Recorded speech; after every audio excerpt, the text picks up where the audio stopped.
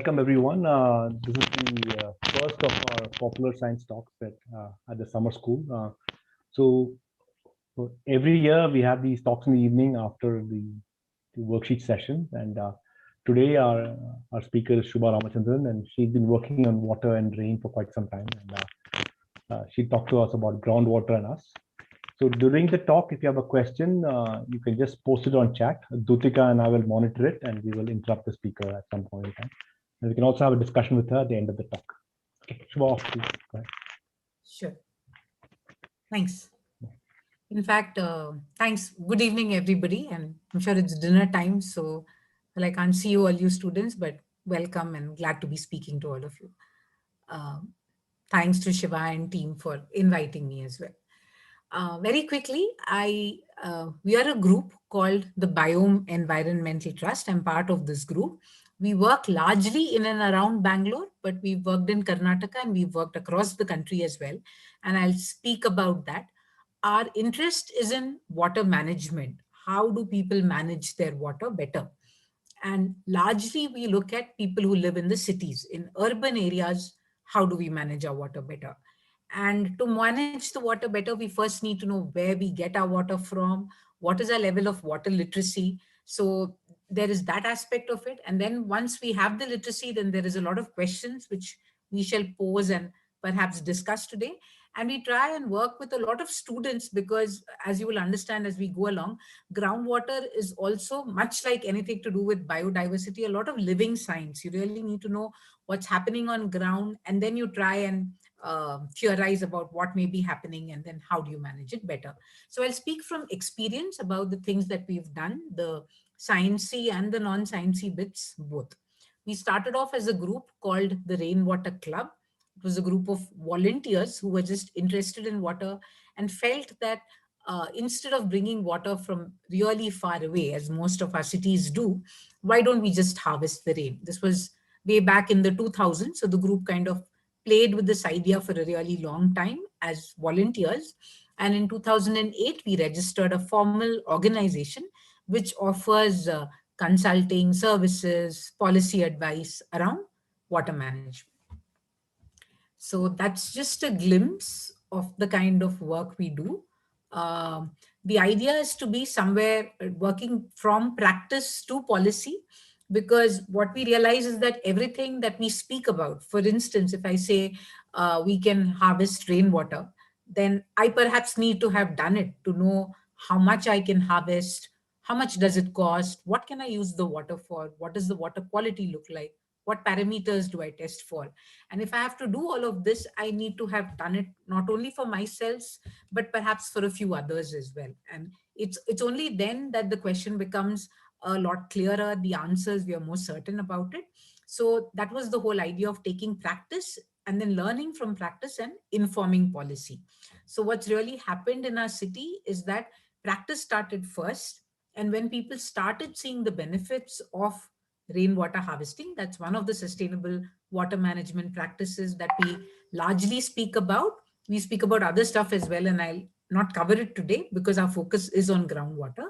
But then we've been able to take it to the government, to the water supply authority, who are called the Bangalore Water Supply and Sewerage Board in our city. And I'm sure each of your town cities has an authority which is managing water for you. And we've been able to make it policy in the country, in the city, such that it's mandatory for every house to implement rainwater harvesting. And there are a bunch of ways by which the government actually tries to implement it.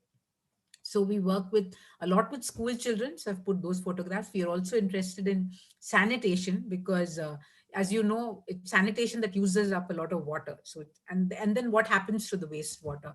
What are simple ways by which we can treat it and reuse it? What should the water quality be again? Those are the things we look at. It's also a group of architects, and so the idea is how do you live in a city but minimize your embodied energy. So the idea is, can you build with mud? What kind of bricks would you make? How do you design your house such that you don't need any external cooling or lighting? Can you make do with sources that are available to you naturally and locally? So that's a glimpse of the work that we do. And like I said, it goes all the way from implementing to speaking to people about it to influencing policy. And across, we speak to children, small children, college kids, offices, homeowners, apartments, and government institutions as well. So, like we said, the first question, and I think the kind of assignment that you all got for the biodiversity lecture, which I was just speaking about, perhaps I should have said something like that, and maybe we can take it as homework. I would really like to see where all of you are coming from. What is the source of your water? And especially if it's groundwater, what does it look like, and what do you know about it? So we'll cover some of those thoughts today, but perhaps at the end of it, if it's okay, we can have a small assignment. I'd be glad to see the kind of pictures that come from there. It'll be of most interest, and we'll clarify as we go along. So where does the water in the cities come from? And I shan't wait for answers. We'll go ahead. Um, all cities, most cities get their water from points far away from them. Yeah, it normally is a surface water source. So it could be a large reservoir, or it could be a large lake, or at some point in the river where the river has been dammed and water is pumped from the point to the city. And what do we see?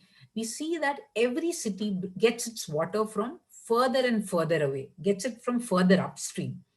And why does it get it from further upstream and not at points close to the city? Because some cities don't have a river flowing very close to it.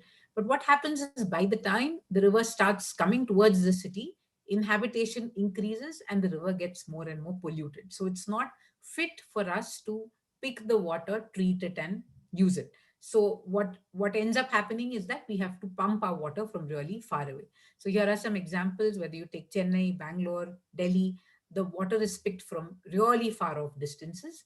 And in some cases, like Bangalore, it's also pumped over an elevation, because Bangalore, the city is at a height and the source of water is lower, and so the water needs to be pumped all the way to the city.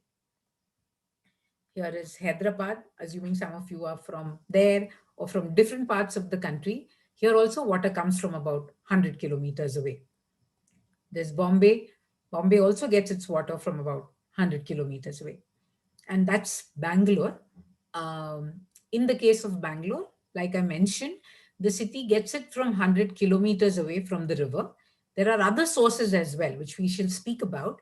And that point is about half a kilometer below Bangalore's elevation. And the daily energy that is, and if you look at it as half a kilometer, 500 meters, that's as deep as our bore wells are going these days. So that means as deep as I'm going into the ground to get water, that's how far I'm going out to get my water as well. So in both cases, we are covering really long distances.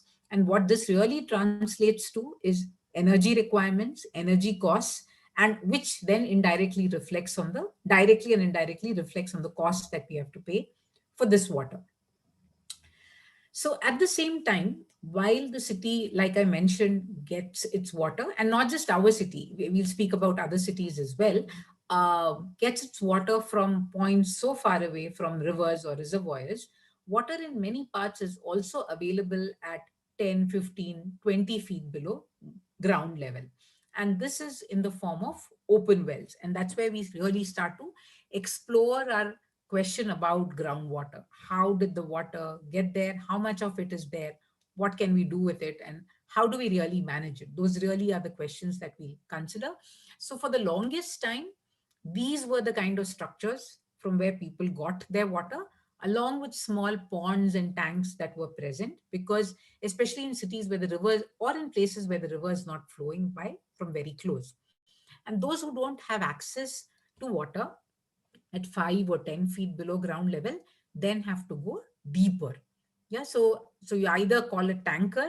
The tanker in turn is getting it from a borewell. What is a borewell? It's just a hole that's been dug much deeper into the ground.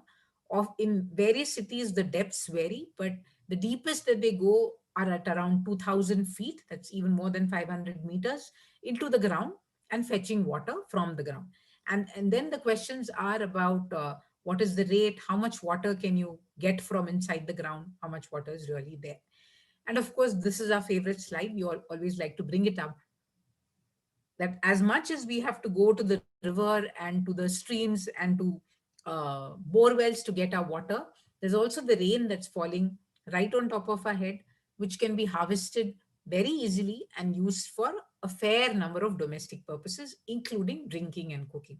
On purpose, I've put these are slightly rural images, but these are real images of people who actually live in places where there is a lot of rain, but access to water is not easy. So there is this image of the sari where the rain falls on the sari, filters through the sari, is collected in the pot, and then the lady is able to make use of that water for her particular, for that day's cooking and drinking requirements. So we come to groundwater. So with that, we've just seen how we're getting our water from far away, what all our sources of water can be. There are other sources as well. But then the question comes that how did we start looking at our ground for the water? When do we think that civilization really started to look into the ground for water? Because like we know, most civilizations actually developed around rivers, but as the river flooded or the river receded, people found that it was not easy to live right beside the river itself. And so they had to move further and further away. And as they lived further away, there had to be mechanisms to bring the water from the river to the doorstep. And what was seen is that at places, in certain places, and especially places that are not far from the river, if you dig a hole into the ground, there is a good chance of finding water inside the ground, which is the simplest definition of groundwater as we find it. So you dig the hole in the ground and you get this water. You're also safe from the river because now your chances of flooding and other problems that come with the river are reduced, but you have access to water all through the year. Even when the river dries up, typically the ground continues to hold water for a longer period of time. So this is not new. This well is from the Harappan civilization. So this well from Harappa, uh, this well from Sarnath. So it's assumed, the dating says that this well is from 500 BC, so 2500 years old. The well still has water. Perhaps Buddha drank water from this well. And as you look at older edicts as well, so these are the rock edicts of Ashoka. If you look at the second one, so what is expected is that that arrangements were made for both human and animal beings for medicinal treatment, plantation of medicinal herbs in the both within the kingdom and bordering kingdoms, and planted trees and dug wells on roadside. So it was seen as a perennial, pure source of water, and it was even thought of as a service where you dig a well and you get water, and that was really our initial. And I'm sure even much before that wells have been around, but these are some of the earlier documented or the wells that are still available to us that we can see. Um, Typically in temples, you still find open wells that are sources of water. In many of the temples, this water, temples and even dargahs we've seen where this water is used for all the religious purposes because it's assumed to be a whole lot purer than the water that comes from the tap. If you come further, I wouldn't say contemporary, but a little in more recent times, the well started getting more complicated as well. So it was not from being a simple hole in the ground to something that was lined. People started making more and more complex structures around the well, which provided access, easy access to the well instead of having to climb down. Here, like you see, this is in the form of a what is called a kalyani or a temple pond. So typically at the lower point, there is a spring that's a source of water.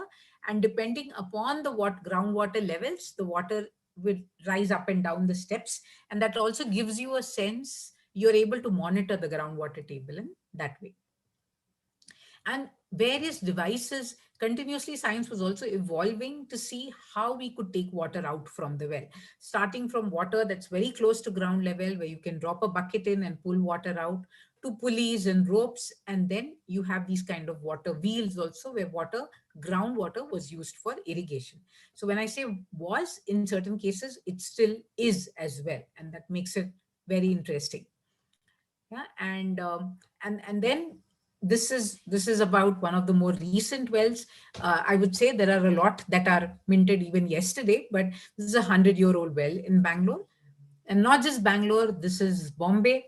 Bombay, in the heart of the city, in Dadar, in very many places around the city, you'd be surprised to see that some of the tankers that actually supply water draw it from open wells that look like this. Here, there is this vegetable vendor. What he's sitting behind him is the well, and that itself is a source of water.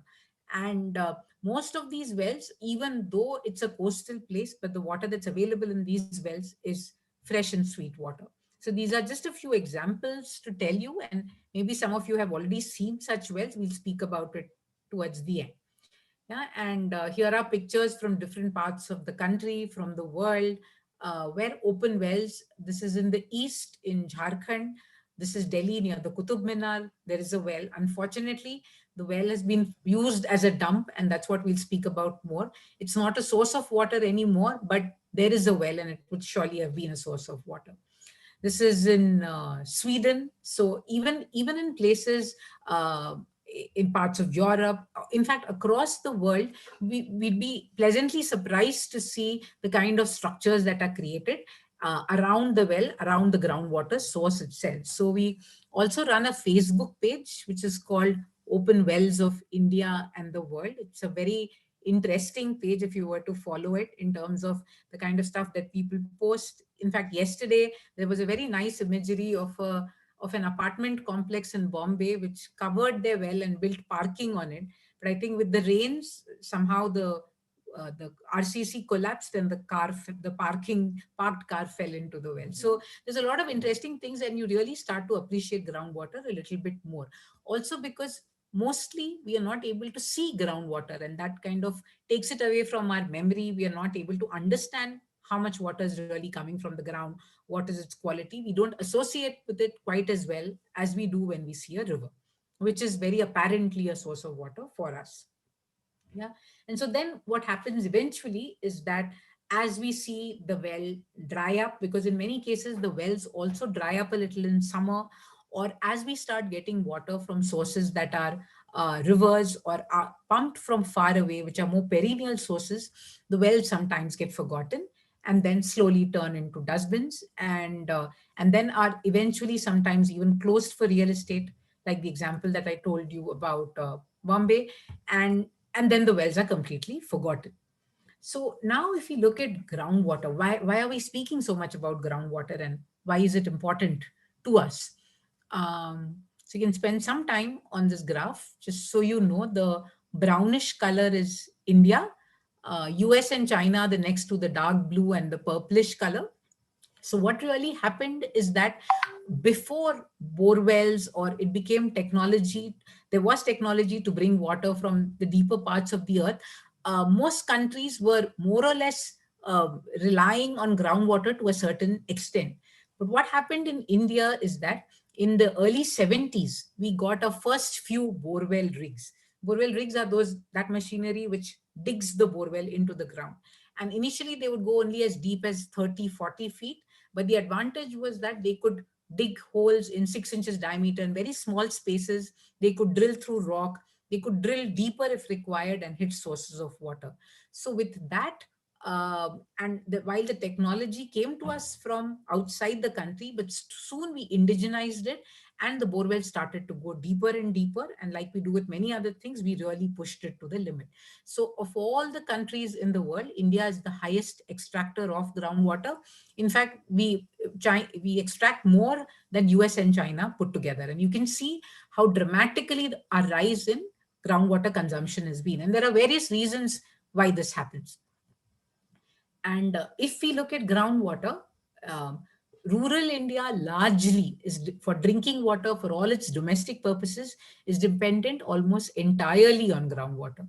For agriculture also, even though for agriculture we think of rivers, canals that come from the rivers to fetch water, actually 60-70% of the total water used in agriculture is also coming from groundwater. In urban areas too, here too we say the images that I showed you in the beginning of bringing water from reservoirs that are far away, rivers that are far away. But in reality, if you really look at it, more than about 50% in most cases is the share that is borne by groundwater. So our source is really groundwater. And yeah, so those are the numbers, how many 700 million Indians, how many urban Indians, and this particular image. And it's not only for the human beings. In certain cases, in national parks, wells, groundwater is the source for animals too. And often there is conflict, or there is a trade-off, there is competition always between users and users, not just between tigers and us, but between industry, between agriculture, domestic use. Groundwater is hotly contested. It's strange that for a resource that there's so much of a competition for, it isn't as well understood. So here's what happens in most cities. Uh, when so again, to tell you all, groundwater use is the brown line, surface water use is the blue line. And what we see is that when you move from being a small town to a large metro, initially, most small towns have some small ponds or small streams from where they're taking water. There are also wells from which they're drawing water. So the usage is pretty much similar in terms of groundwater and surface water use. But as the cities grow larger, the water demand grows higher. What we see is that beyond a point, and surface water initially they use local sources. After some time, the city goes further away to look for other sources, but it's not able to go beyond a certain point. So meanwhile, what really happens is that groundwater extraction really increases, such that in most large cities and metros, over 50% of the total water used is coming from groundwater alone. And at the same time, it's surprising how most of our water supply authorities do not have a cell specifically for groundwater, how little is known, understood, or managed about groundwater. So that's quite, so you could just read what's written there. These are some of these slides have been borrowed from an organization called Aquadam, Advanced Center for Groundwater Resources Development and Management, based out of Pune. We work very closely with them to see how urban areas can manage their groundwater. So you can see how quickly the groundwater usage comes up, overtaking the surface water availability and usage also in the cases of large cities and metros. And the thing with groundwater is the advantage that we have, because um at one point where it is a source of water for us, the advantage is that we are in a position to be able to manage the groundwater, because and in this case where it is a source, but we also have to take care of quality because it's also a sink. And while we speak about availability in terms of quantity of the kind of the water that we require in terms of quantity, quality is equally important as well. And we should speak a little bit about it. So again, just to reiterate that in 71 cities, about 50% is coming from groundwater. More than 56% of the dependence in class 1, class 2 cities is on groundwater. And at the same time, a lot is not known about how much groundwater is really being used. So these are all the paradoxes around groundwater itself. And it's a blind spot. When you plan for a city, mostly you're not thinking of groundwater at all. And of course, a lot of our cities are already grown, so there's limited scope for planning. But even as the city grows, the thought to see where is groundwater availability, how should you plan your cities, given that groundwater is an important source, often that is not considered. So we could take a break now in case anybody has any questions, because after this, I'm going to go into a specific space about what is it that can be done. Okay, So sure. Yeah. Do you want to do that thing you did last time? You asked everybody where they got the water from. You want people to tell that? Or? yeah, or if any of you all by chance have access to, I don't know if they can share screen or whatever, you could share You an can, image, or any two, three of you all, can they come online as well and speak? yeah, you can Yeah. come. Yeah. Yeah. So maybe Shiva, you can ask somebody if they raise their hand, or in What case what's the question now? So ask them. You can the ask the question. question And I'll. is, anybody who's using an open well for water, has seen an open well, wants to share some information about it. Any two people could go first. Have you all seen open wells? Any two of you who've seen an open well, used it as a source of water? Do you have any comments about the quality level? Do you use it? So the question is clear, right? She's asking if any of you have seen an open well and and used it, of course. That's also there. Anybody in the audience? Yeah, one hand is being raised. Who's raised it? Go ahead, open, unmute yourself, and you can speak. Yeah. Yeah, you could just share anything that you want to about that well, and then we'll move forward. Yeah.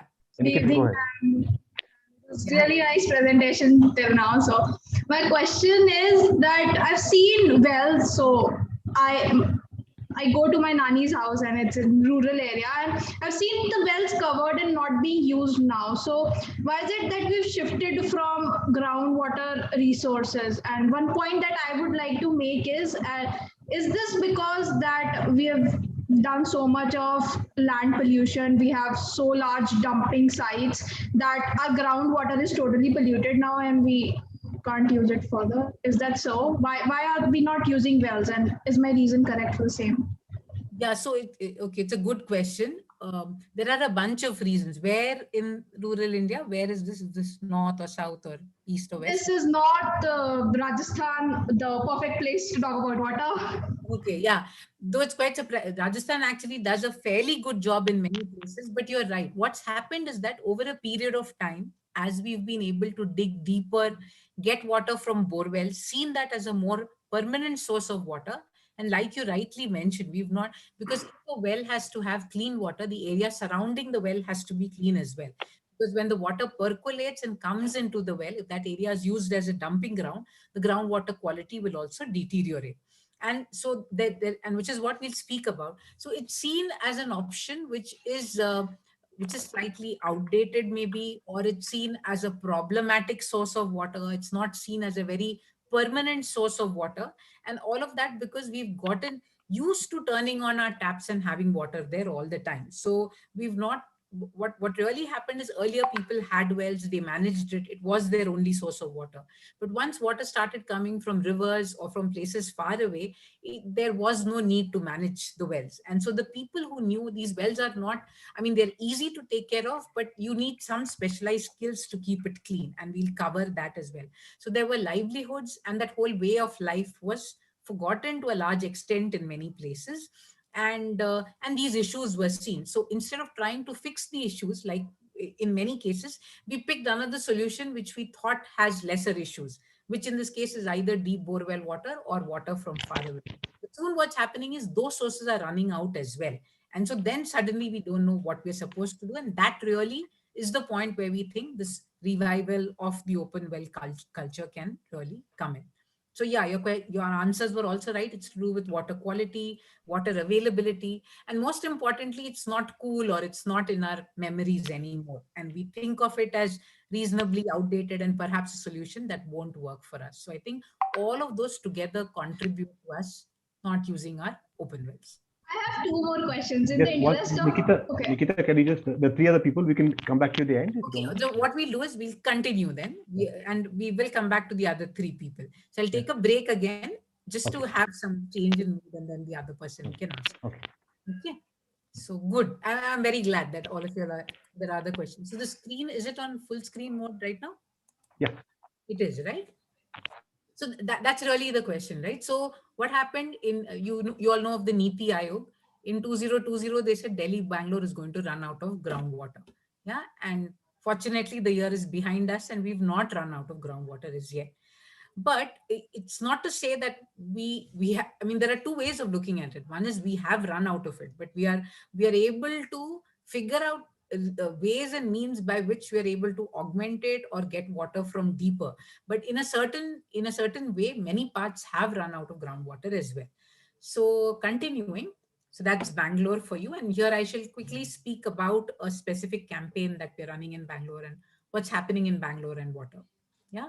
So like in many parts of the country, come summer, this is the scene in peri-urban areas where people are queuing up for water. At the same time, water is coming in pipelines from parts very far away and distant. At the same time, come monsoons, we all flood. Yeah. So, and strangely, city after city, town after town, more or less, these are the same stories that we hear. The order of magnitude may be different, the way it plays out may be different, but it's the same story. And there have been open wells, there still are, in which people could even swim.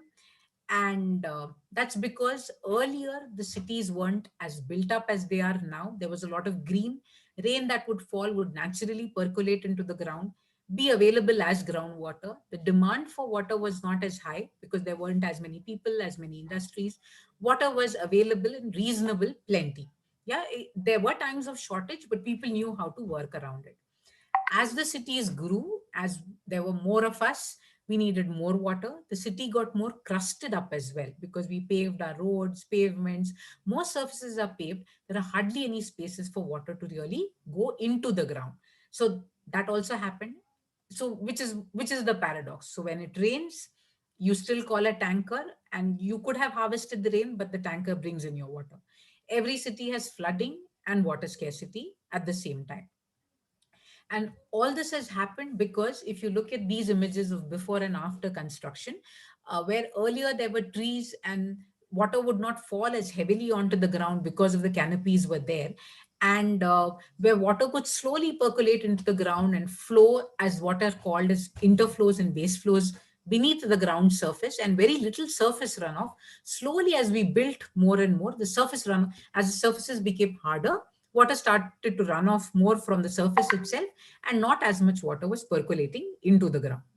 And to add to that problem, what happened, we, like I said earlier, we figured out technology to go deeper and deeper into the ground. So those are bore wells. So on one hand, we are pulling out groundwater very rapidly, and we are crusting up our surface, and we are not allowing water to go in.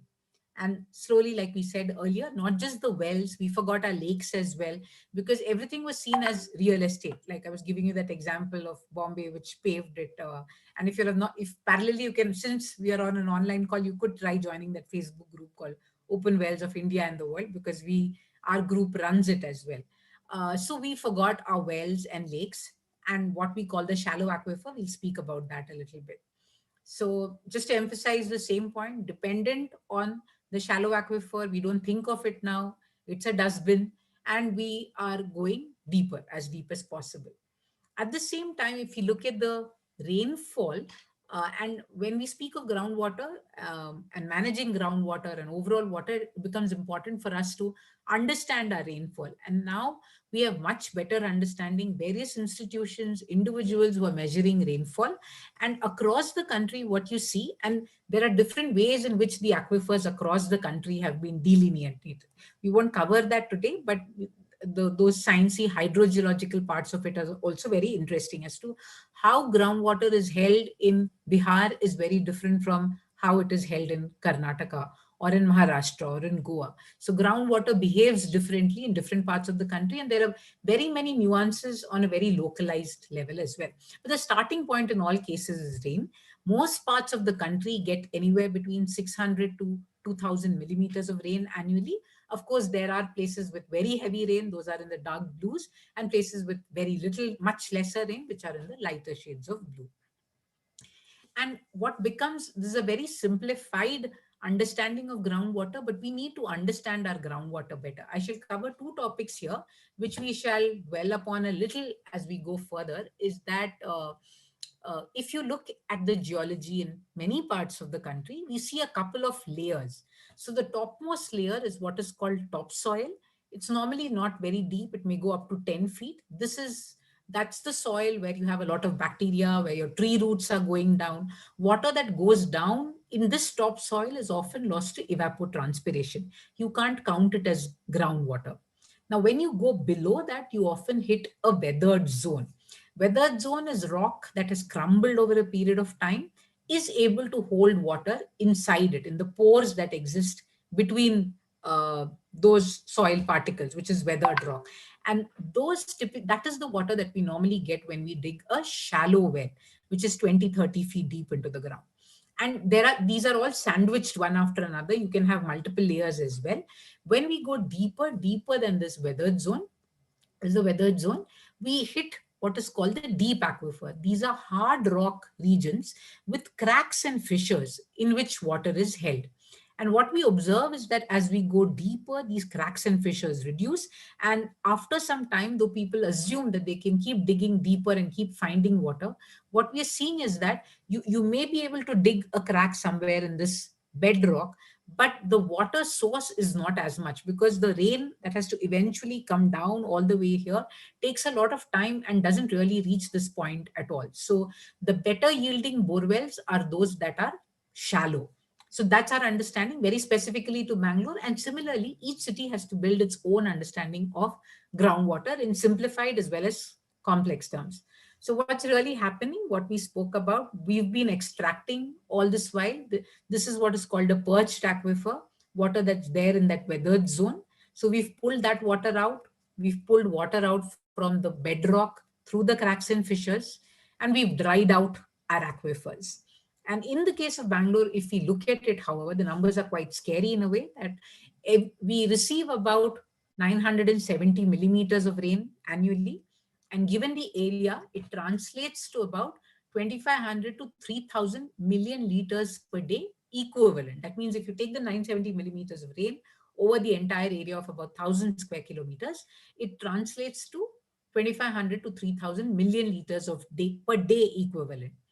And out of this, so this is the water that we could typically do something with, out of which we are extracting every day only 600, not only 600 million liters per day is what we are extracting from the ground. But we are putting into the ground only 100 to 200 million liters per day. That means every day we are depleting our groundwater by 400 to 500 million liters. Yeah, and it's interesting to imagine what that means in terms of how our groundwater table really falls. At the same time, we are flooding. So it's really quite simple. We have to see how we can fix it. So if you're extracting 600, we need to be putting back 600 or even more right now to be able to compensate for that additional plucking out that we've already done. How do we do that? By digging structures that are called recharge wells that go into these weathered zones. All the stormwater runoff is redirected into these wells. Water from here percolates out and really starts recharging the surrounding soil, and hence the borewell. So it slowly fills up the aquifer. You could very generally refer to this as the shallow aquifer and this as the deep aquifer. Over a period of time, this is what can be done. Yeah, in reality, that's what a well looks like. The way it is dug is you dig a hole into the ground. You start by digging a hole into the ground, then you keep going deeper. You go to a depth where you know that you're in that weathered zone. And once the hole is dug, because if you leave it as a hole, the soil will collapse from the side. So the easiest available material are these concrete rings. They are lowered one on top of the other, and then the well is covered from on top. So you have basically you have a kind of a hole that you've created in the ground, which is structurally stable, into which you can put water and water will percolate out from the bottom of it. These can be created in parks, in stormwater drains. These are some images of what it looks like in parks. In stormwater drains, we have to make sure that, and there are very simple ways by which this water can be cleaned within the drain itself. These are all some images to show you what it can look like. And in fact, not just in stormwater drains, this is right below the metro, under flyovers. There's a lot of runoff that is generated in areas along highways, because these are all hard paved surfaces. That water, if you see in many parts below highways, metros, the bottom part gets flooded, but this water can very easily be let into the ground, and it fixes the problem of flooding as well as increases the groundwater table. You could also use old open wells, and so all of this is coming from real life experiences, and I'll share images and stories there. So this was a well. You can imagine or estimate what the diameter could be with as many people standing inside, and that's roughly half, that's about the radius. And this is in the city of Bangalore. The well was there, the well was dry, the well was desilted, and then we shall see what happened. So this is the case of a home. This owner had a well, it was dry. I mean, he used it as a source of water. It's gradually started to dry up. And then he started taking rainwater from his rooftop, putting it into the well. He did this continuously for many years, for 3-4 years. And slowly the groundwater table in the vicinity started to rise. Now he doesn't use any municipality supplied water, but he uses only the source of groundwater as a source for his home. So to answer your question, Nikita, yes, in cases where people have had run out of water, but then they have recharged, the water quality also improves, water availability also improves. So this gentleman here actually has disconnected all other sources. He lives in the city, but he uses only rainwater that comes from the well. In a gated community, we have an instance of a gated community, and I shall tell the story in comic book pictures, because we've made a comic book which does fairly well with children. So it was a community where water was running out. It was on 36 acres of land. And here are some of the things that they did. Uh, they told every house that they could not dig their own bore well. Every house dug a recharge well, and they made sure that all rainwater went into these recharge wells.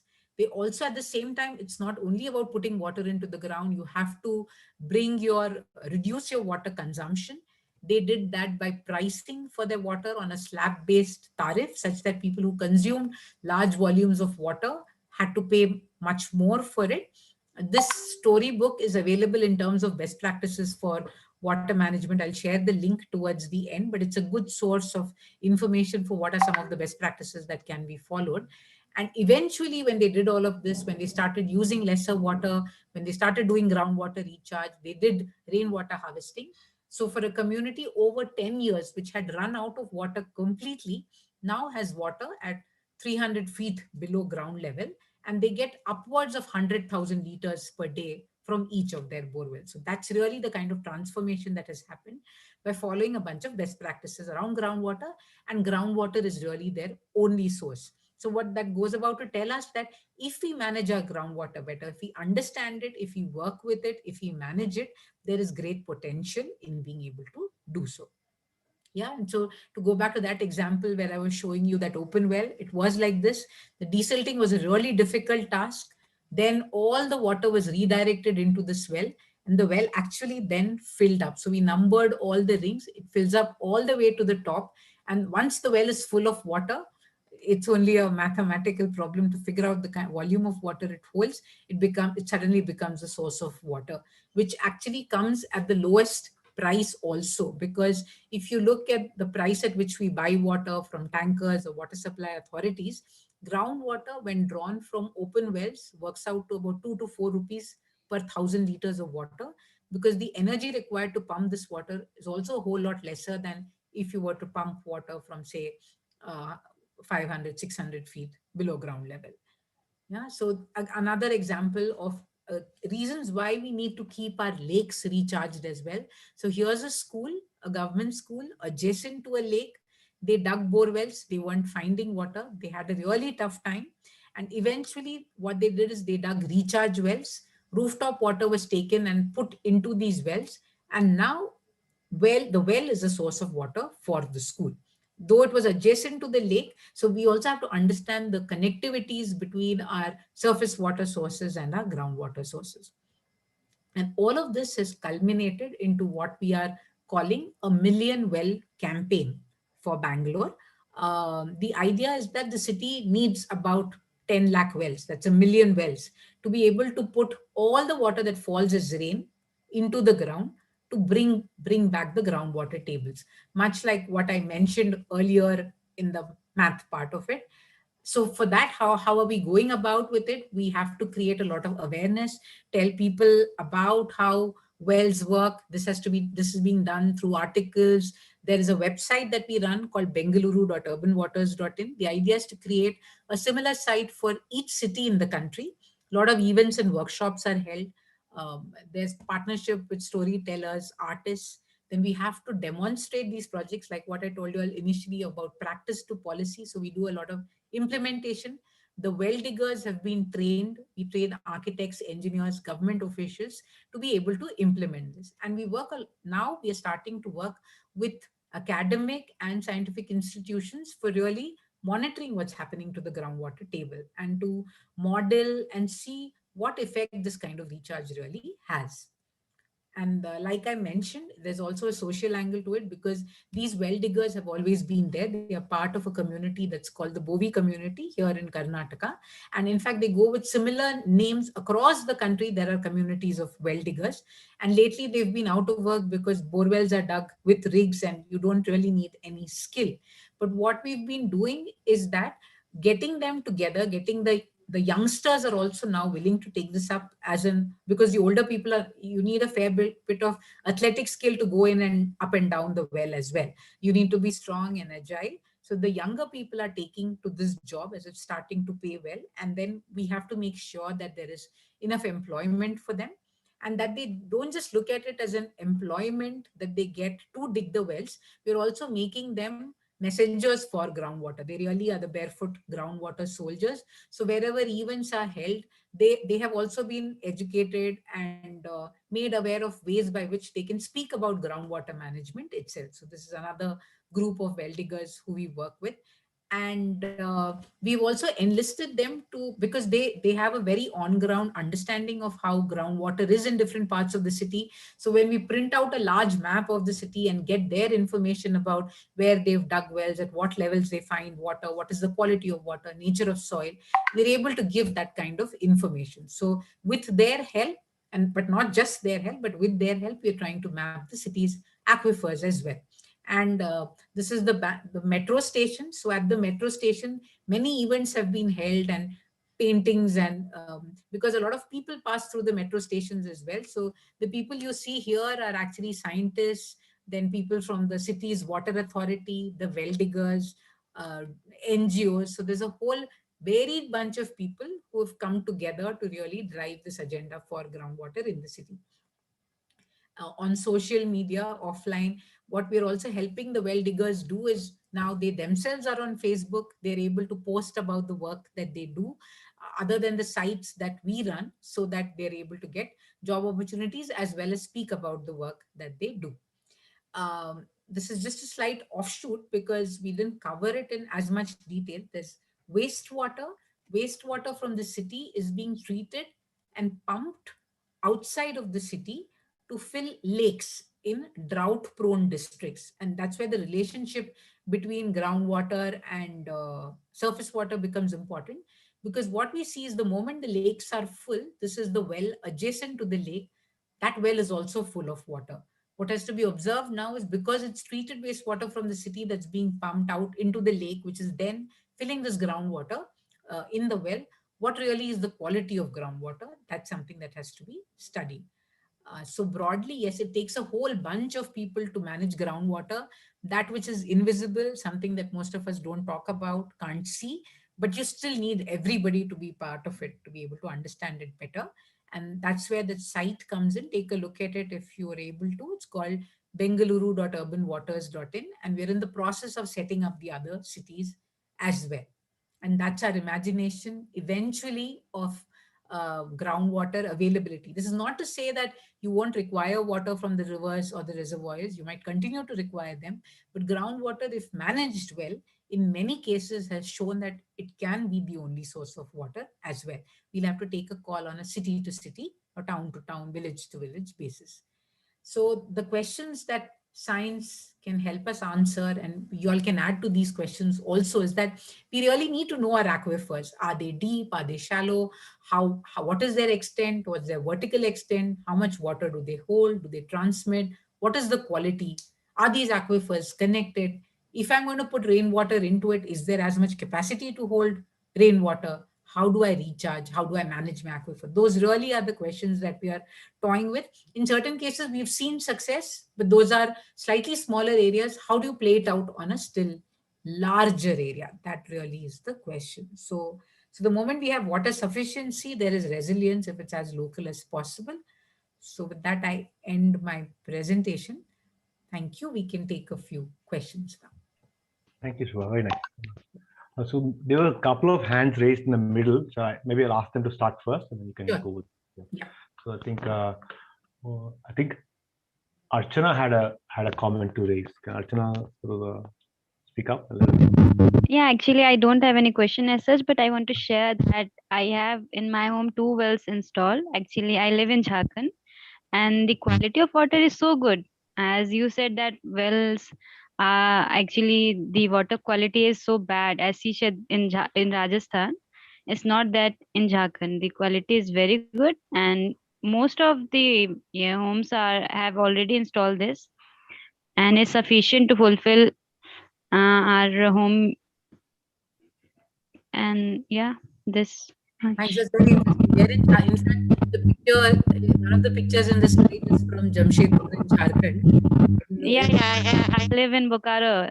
It's actually closer to that only. Okay, yeah. So that's very nice. So if you can share pictures but at the same time, are open wells the only source of water for Bokaro, or are there other sources? It's I mean, in my home actually we don't use that municipal corporation water. Actually, we have the Damodar Valley around our home, but we don't actually use that because we have wells and that is much more sufficient, and the water quality is also good. So we don't actually use municipal corporation and only our wells as a source of water. So that would be very nice if you could share these stories with us. The email ID was shared right at the end. It's called water@solutions.com. If you've already, we may think of some of these things as simple. For those of us who have wells, have seen it as a source of water, have managed it. But there are large parts of the country where this memory is also forgotten. People do not know about this anymore. If you can share it with us in any way, that would be very useful. We would like to speak about it, or you can join the Open Wells of India and the world. Yeah, sure. So thanks for sharing that. Yeah, thank you. Very nice to know. You have to see pictures and water quality threats. How I mean, I'm sure there is a deeper story there as well. I think Keeravani had a hand up before. You want to say something? Yes, sir. Good morning. Good evening, ma'am. So I don't have a question per se. Like the same thing. Even we used to have a well in our house. It used to be like really deep. But over the course of time, like 2 years ago, till then we used to use it. But we used to have an alternative. Like we used to take up municipal water as well. But 2 years ago, like what happened was all of a sudden we started getting extremely salty water out of it, and then we requested people to we didn't know why it was happening or anything. And after that, we actually closed the well. It's in Visakhapatnam, so and we live fairly close to the sea. Okay. So yeah, that is one thing I wanted to say. Did you all try some groundwater recharge? Because this was a problem in Chennai as well. What happens is in places close to the sea, when the groundwater dries up, then water from the sea kind of ingresses and salt water starts to come in. In many cases, the only reason. So something, of course, your well is close, so it's fine. But if there are neighbors and who are undergoing the same problem, what we've seen in many cases in Bombay and Chennai is that when you start to slowly put rainwater into the well, and then because there's this gap, right, the water tables have fallen. So when we put rainwater into the well, that slowly starts to build like this bubble of clean water around the well. And then slowly that pushes the salt water away as more and more people do it. So it's not about one house doing it. We have to get which is the case even in places which are not close to the sea. So the thing with groundwater is, unfortunately, we know it only when we pull it out, but it's actually everybody who's contributing to both the pulling out and putting in. And those are the things that make the problem very complex to understand and manage. So yeah, Kirani, thanks for sharing. That's also an interesting story. See, because each of this is about memory lost and memory gained. So if you would like to share a small write-up about that, that would also be most welcome. About the well, if you have pictures from before, after, a neighbor's well maybe, or of this, when you say salty water, did you test for TDS or was it just salty? Anything that you can share, I think that would be useful. In the meanwhile, you can ask your neighbors to do rainwater harvesting. Yes, ma'am. Thank you, ma'am. Yeah, sure. Dutika, do you want to go next? Dutika, your hand up, right? My hand up? No, I didn't. Oh, I did a clap. I really enjoyed the presentation. But other students, if they have questions, please feel free to ask. There were a couple of other hands up, but I've forgotten the names. I couldn't catch the names. Anybody wants to ask a question, please go ahead. That was me. Can I go ahead now? Yeah, go ahead. Yeah. So, ma'am, we are talking about open well culture again, right? So I've heard these stats that basically girls from secondary school drop out because the water collection responsibility falls upon them of the house. But then again, if we shift towards open well culture, of course, it's very important. I understand everything. But the social angle kind of worries me that again, it would fall upon women and girls just to collect water. which has always been the case and the problem that they've faced. What have been your instances, experiences, and what do you suggest? No, so I would say the other way. If what happens is when water is not available close to your house, so it's not to do with the open well. When it's far away, then you have to travel long distances to go get the water. But if the water is available locally, you don't have to go far away at all. And then it's not about the pumping technology. Then it's about managing groundwater. And of course, you can encourage the guys to go get it as well, right? So obviously each of these problems are interrelated. But to say that by bringing up the groundwater, we're putting women into a life of misery may not be the right way to look at it, right? It's like saying if we had more vegetables, then women have to cook it. So let's not have any vegetables at all. The idea is that everybody cooks. So the problem is not with the resource, but with the way we manage it. So that's a whole bunch of things that we have to keep in mind. You're right. And it's not to say that you don't have any other source of water at all, but this really is your lifeline source of water. Where you can make it your only source, it's well and good because you can be completely independent. It's a lot cheaper, economically more viable. But if nothing else, you have the standby source of water at home or in a neighborhood or in a locality. And the water, of course, in rural areas where electricity is scarce, people, in fact, you might have seen images where people have to walk into the well and get water as well. So yeah, I would separate both problems out. Groundwater tables have to be managed. Groundwater can be a guaranteed supplemental source. Yes, women need not be the only people going and fetching water. Thank you, ma'am. That helps. Yeah.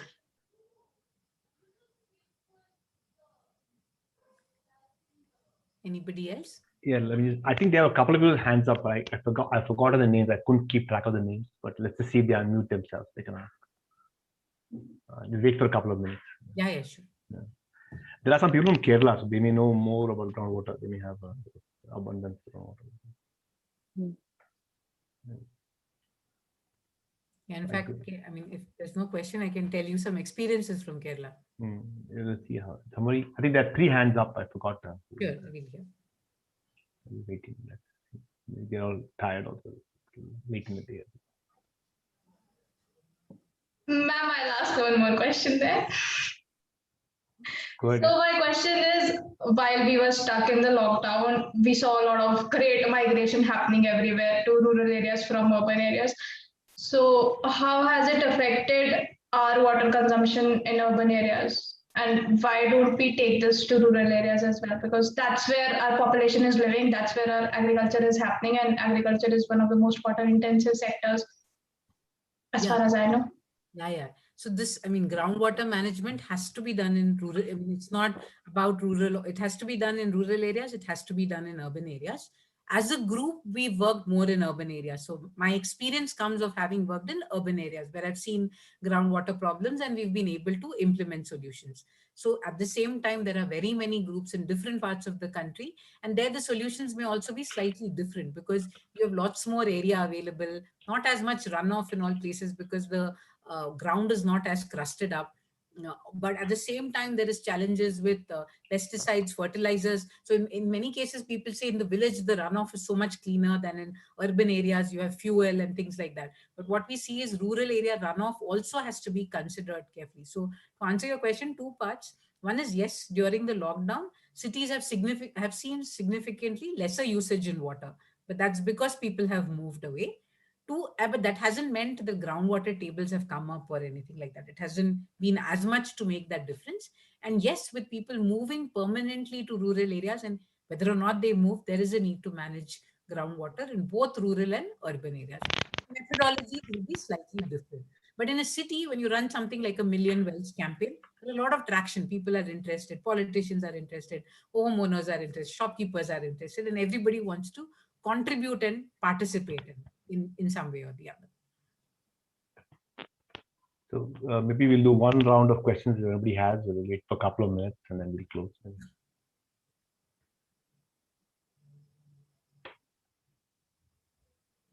So typically, for the students, we used to have a discussion with the speaker alone, like it's in the online format. I'm not able to sort of decide how to do that. So no problem. If any of you all, I mean, I can imagine people want to go crash or whatever. It's 9 o'clock already. So you can always write to me on water@biomesolutions.com. either me or any of my colleagues will certainly respond. It doesn't, sometimes we think we have no question, so that's fine as well.